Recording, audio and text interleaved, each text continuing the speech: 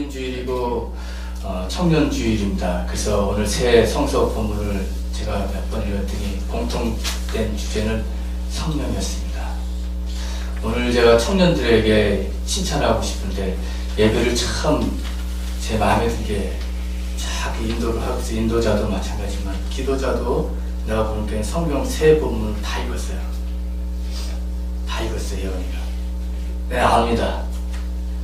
성경을 읽는 사람하고 안 읽는 사람하고 달라요. 성경을 읽고 그냥 이 말 저 말 하지 않고 딱 성경을 읽고 그 속에서 나오는 이야기를 기도를 했어요. 성경을 읽는 사람도 마찬가지였어요. 제가 그랬어요. 몇 장 몇 장 읽읍시다. 그래서 바로 읽지 말고 천천히 좀 이따 찾을 시간이 줘야 된다 했더니 다 그렇게 했어요. 얼마나 청년들이 귀담아 듣고 잘 했는지 몰라요. 오늘 청년주일인데 이 새 성경의 본문은 주제는 성령입니다. 성령, Holy Spirit. 먼저 요한복음은 예수께서 이 세상을 떠나시면서 마지막으로 제자들에게 하신 말씀입니다. 그래서 보혜사 성령이 오시면 그 영이 예수 자신을 증언할 것이고 너희가 나를 증언하라 이렇게 얘기합니다. 여기서 보혜사라고 하는 뜻은 헬라어로 파라클레토스라고 합니다. 협조자, 도움자, 보호자, 위로자, 상담자, 돕는 자랍니다. 어느 영어 성경책을 보면 헬퍼라고 나옵니다. 즉 예수께서 떠나시면서 제자들을 돕고 보호자가 되시고 위로하시는 상담자를 보내시겠다는 겁니다. 우리에게. 이 말씀을 보면 거꾸로 보면 도움이 필요하고 위로가 필요하고 보호가 필요하고 상담이 필요한 사람들에게 영을 보내겠다는 겁니다. 이 같은 보혜사 성령의 오심을 말씀하실 때도 예수님께서 편안할 때 말씀하지 않았습니다. 마지막 날, 곧 체포당하시는 밤에 제자들과 함께 유월절 만찬을 나누시면서 하신 것입니다. 오늘 이 말씀이 나오는 요한 공동체도 아주 편한 상태에서 이 말씀을 기록한 것이 아닙니다. 밖으로는 전통 유대교와의 갈등이 있었습니다. 내부적으로도 신앙을 지켜야 되는 급박한 위기가 있었습니다. 예수와 함께 지냈던 1세대 사람들은 점점 죽어갔습니다. 예수의 말씀을 직접 들었던 제자들, 예수의 부활을 직접 체험했던 사람들이 점점 죽어가고, 그러니까 신앙의 크라이시스, 위기가 공동체 내부적으로 온 겁니다. 이때 요한 공동체가 찾은 답이 바로 이 성령님이었습니다. 도우시고 보호하시고 위로하시는 영이 오시면 제자들은 예수님 안에 있고 예수님은 제자 안에 있게 되는 새로운 관계로 들어가서 예수의 부활을 증언하게 된다는 것입니다. 보혜사 성령은 이렇게 어렵고 힘든 상황, 도움이 필요한 상황 속에서 약속되었습니다. 로마서 8장 22절에서 27절의 말씀도 우리의 연약함을 도우시는 성령님을 보여주고 있습니다. 26절 말씀입니다.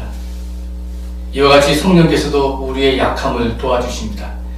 우리는 어떻게 기도해야 할지도 알지 못하지만 성령께서 친히 이루 다 말할 수 없는 탄식으로 우리를 대신하여 간구하여 주십니다. 수술은 전부 4시간 걸렸습니다. 수술을 잘 마치고 침대에 누워서 회복하며 재활의 시간을 갖게 되었습니다. 처음 이틀 그리고 3일 정도는 통증 때문에 아주 힘들었고 잠도 잘 자지 못했지만 이제 몸이 점점 회복이 되면서 오히려 마음이 저는 약해지기 시작했습니다. 침대에 누우면 이것저것 괜한 생각이 떠올랐습니다. 마음이 답답하고 숨이 막혔습니다. 그래서 낮에는 옥상에 올라가서 꽃밭을 바라보았습니다. 숨을 쉴 수가 있었습니다. 저녁에는 아무도 없는 1층 로비에 가서 휠체어를 타고 이리저리 다녔습니다. 그 로비에 가면 낮에는 외래 환자들이 많이 있던 곳인데 아무도 없는 그 상황 속에서 저는 휠체어를 타고 이리저리 다녔습니다. 그래서 제가 지금 휠체어 운전을 아주 잘합니다. 앞에, 뒤에, 옆으로 엘리베이터도 혼자 타고 축축축 오늘 이렇게 답답한 시간이었습니다. 제가 그 전신 마취를 하지 않고 이 허리 뭐라 그러죠? 이 척추 마취를 하게 되죠. 지금도 그거 생각하면 답답한데요. 척추 마취를 다 끝나는데 발을 움직이려고 할 때 아무 느낌이 없는, 저 몸을 움직이려고 할 때 아무 느낌, 정신은 만착만착한데 답답한 거야. 막 소리 지르고 싶었어요. 내 몸을 움직일 수가 없는 내 하체를. 좀 이따가 이제 그 뭐예요? 김도아 이게 좀 마취하는 거예요. 전신 마취 말이에요. 부분 마취. 이게 머리 이제 자는 거. 수면 마취를 다 기억났어요. 수면 마취 하는데 하고 이제 마취를 끝났는데 제가 재활하면서 교통사고 나서 하반신을 못 쓴 사람은 어떨까? 평생을 이런 사람이 있으면 어떨까?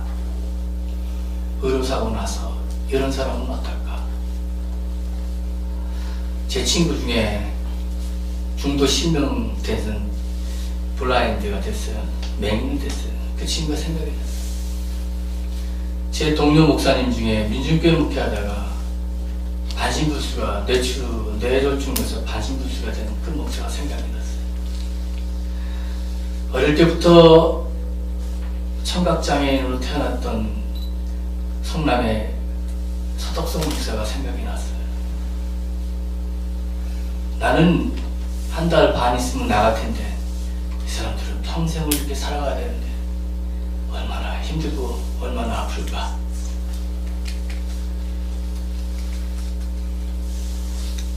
그 사람들 위해서 기도하게 되고,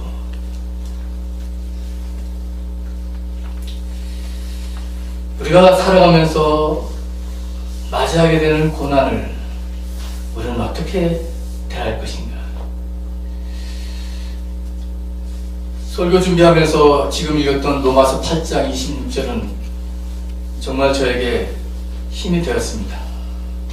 내가 기도조차 하지 못할 때 나의 연약함을 아시는 성령님께서 나를 위해서 간구해 주신다는 말씀이 그렇게 저에게 힘이 되었습니다. 성령님께서 나의 좌절과 아픔을 아시고 깊은 탄식으로 함께 아파하시며 나를 위해서, 우리를 위해서 기도하십니다. 상담자의 영으로 오시는 그 영은 탄식하는 영이고 아파하는 영이었습니다. 청년주의를 맞이해서 청년들에게 어떤 말씀을 전할까 생각해 보았습니다. 청년 실업의 시대, 3포 시대니 5포 시대니 하는 시시대, 우리 사회가 곧 나아질 것이니 힘을 내라. 여러분들은 역사의 주체이니 힘을 내라. 이런 말, 이런 상투적인 말로 내가 청년들에게 말할 것인가? 이것보다는 저는 앞으로 청년들에게 펼쳐진 인생의 많은 시간들 속에서 청년들이 힘들고 어려운 일들을 당하게 될 때, 그 가운데서 때로는 자신의 능력이나 아무 의지와는 상관없이 겪게 되는 어려운 일들을 어떻게 헤쳐나가야 하겠는가에 대해서 이야기를 하고 싶었습니다. 인간의 능력은 한계가 있습니다. 부모의 도움도 항상 있는 것이 아닙니다. 친구의 우정도 변합니다. 우리는 이런 세상에 살고 있는 것입니다. 그러나 우리를, 그리고 나를 도우시고 보호하시고 진정한 위로를 주시는 하나님의 영에 의지해야 합니다. 어떤 어려움 속에서도 보혜사 성령께서 나와 함께 하시고 나를 위해 간구하신다는 믿음은 나로 하여금 희망의 사람이 되게 합니다. 이러한 믿음은 청년들에게 뿐만 아니라 이 자리에 함께하는 신앙의 선배인 여러분들에게도 마찬가지일 것입니다. 여러분들의 인생의 시간을 바라보면서 하나님께서 우리와 함께 하신다는 믿음은 어떤 상황 속에도 결코 포기할 수 없는 삶을 살게 합니다.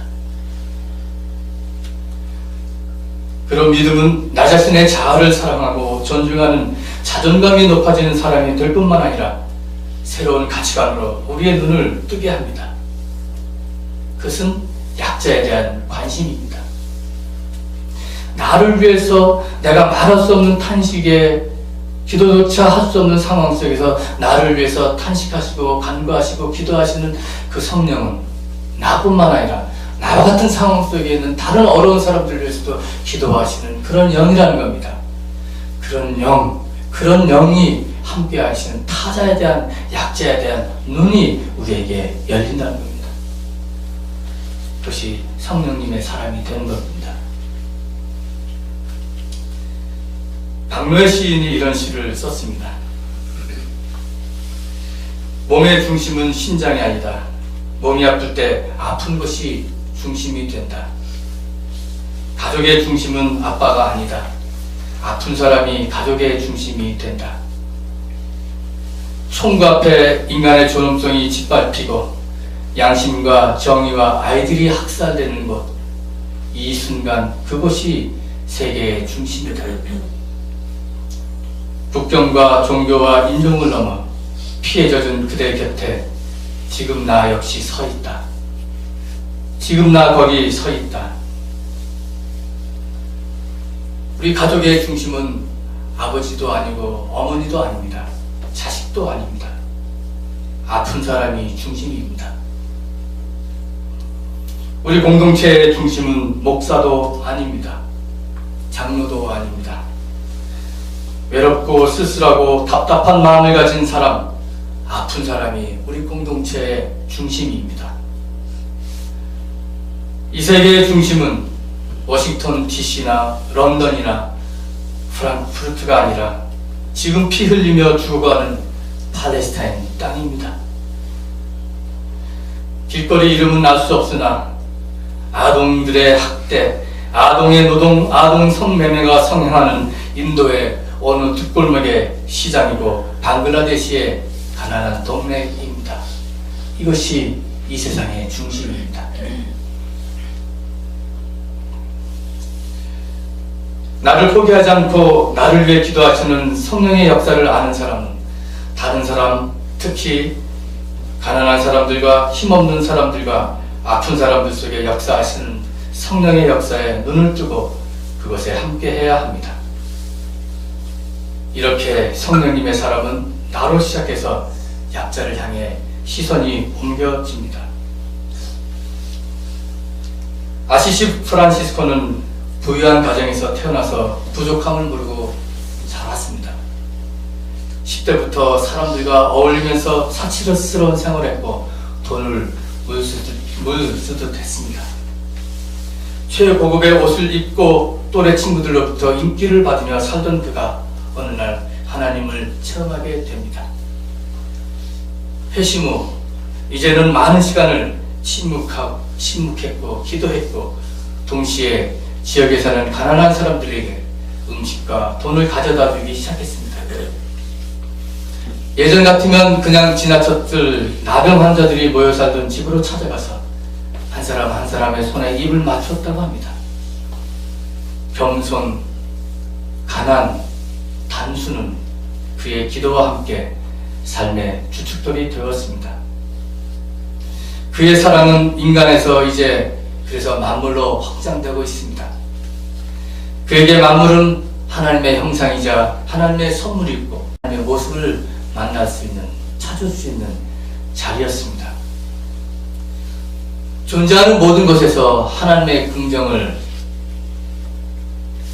하나님의 현존을 알게 되고 하나님의 형존을 긍정하게 되었습니다. 형제 태양, 자매 달, 형제 바람, 자매 물, 형제 불, 우리의 자매이자 어머니인 땅이 한 가족이 되는 세상을 그는 그리게 되었습니다. 가난한 사람들과 나병 환자들까지 시선과 마음이 옮겨져간 프란시스코는 거기에 머무르지 않고 이렇게 자연 피조물까지도 확장이 되었습니다. 로마서 8장 22절 로마서 기자는 이렇게 기록했습니다. 모든 피조물이 이제까지 함께 신음하며 함께 해산의 고통을 겪고 있다는 것을 우리는 압니다. 성령님의 사람이 되면 어떠한 상황 속에서도 자신의 삶을 포기할 수 없고 자신을 넘어 이웃과 피조물의 세계까지도 우리의 관점이 확장됨을 볼 수 있습니다. 이것이 새로운 희망의 상징이요 미래의 시작입니다.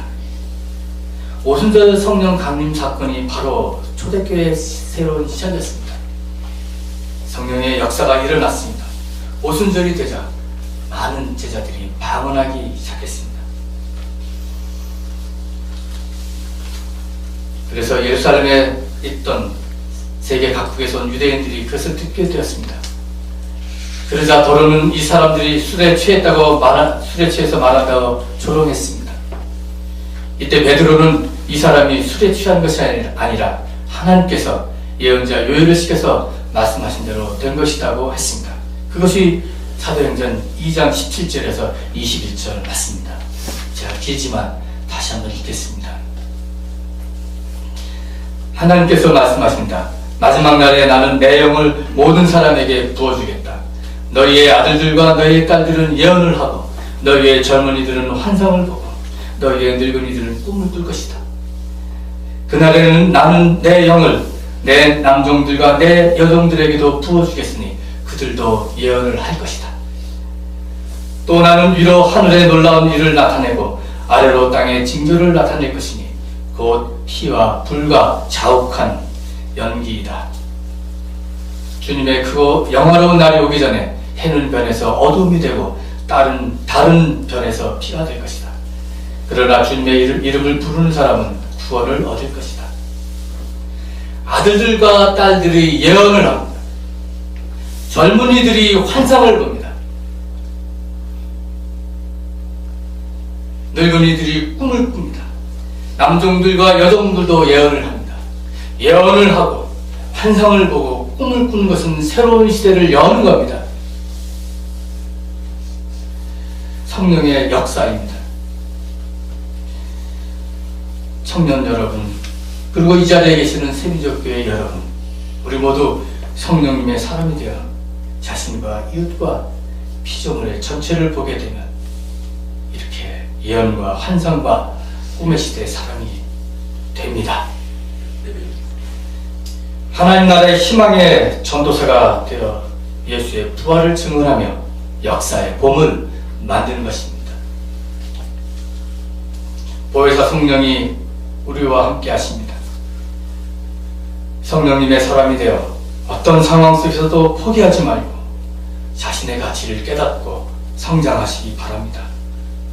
아파하는 이웃의 소리를 듣고 그들을 위해서 기도하고 함께 합시다. 나아가 전체 피조물의 구원을 위해서 생태적인 삶을 살아갑시다. 우리의 삶 속에 하나님의 축복이 늘 함께 하시기를 기도합니다.